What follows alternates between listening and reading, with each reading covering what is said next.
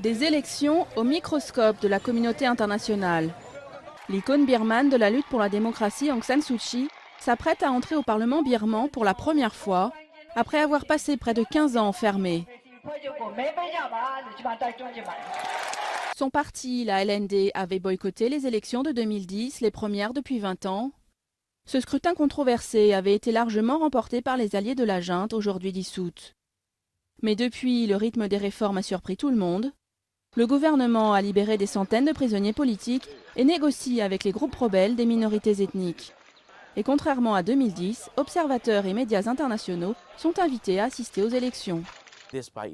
Ces élections partielles sont très importantes pour établir la confiance entre la LND et le gouvernement et entre les groupes ethniques et le gouvernement.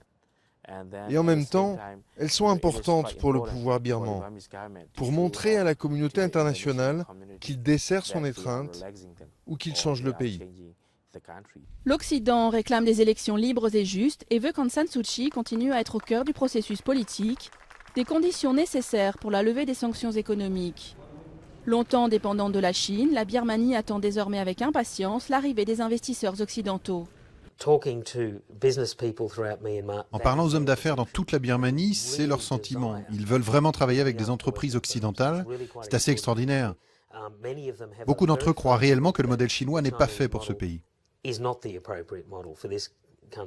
Mais le chemin est chaotique. La Birmanie doit entièrement réformer une économie sinistrée et trouver des solutions politiques de long terme avec les minorités ethniques. Et ces partiels ne changeront de toute façon pas l'équilibre des forces.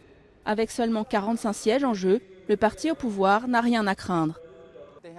Ils vont devoir ralentir les choses d'une manière ou d'une autre, réduire un peu les attentes.